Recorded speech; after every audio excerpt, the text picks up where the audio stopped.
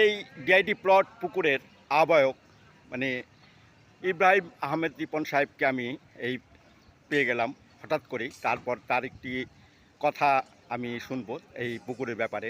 তিনি কতদূর তার দৃষ্টি এখানে আছে, তার কি পরিকল্পনা আছে, সেই কথাগুলো এখানে বলবেন।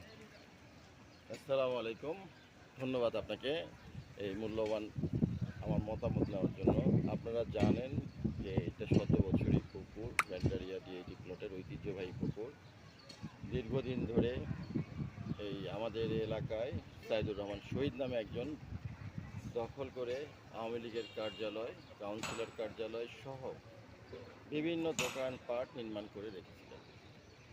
আমাদের এলাকার পরিবেশটা সম্পূর্ণ ধ্বংস করে ফেলেছিলেন সেই ভূমিদস্যু।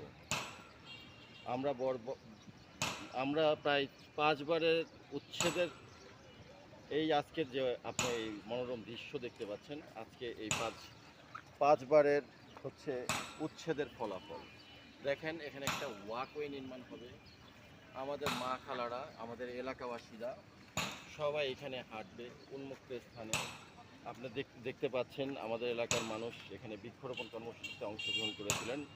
মাননীয় প্রধানমন্ত্রী তারেক জিয়ার আহ্বানে এই এলাকার মানুষ ঝাঁপিয়ে পড়েছেন এবং এই বৃক্ষরোপণ কর্মসূচি মোটামুটি আপনার 70% হয়ে গিয়েছে। এবং ওয়াকওয়েটা নির্মাণ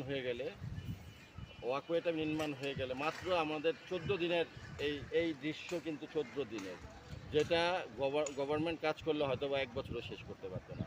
আমরা ব্যক্তিগত নিজস্ব অর্থায়নে এই ওয়াকওয়ের কার্যক্রম পরিচালনা করতেছি এবং এই ওয়াকওয়েটি বাংলাদেশে একটি দৃষ্টিনন্দন ওয়াকওয়ে হিসাবে পরিচিতি পাবে।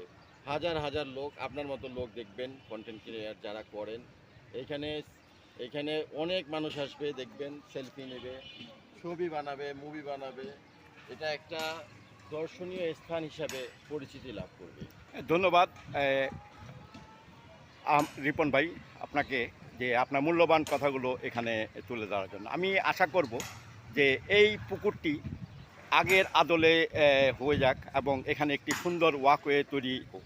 ধন্যবাদ আপনাকে আমাকে মূল্যবান সময় দেওয়ার জন্য। আপনাকে ধন্যবাদ, ভালো থাকবেন।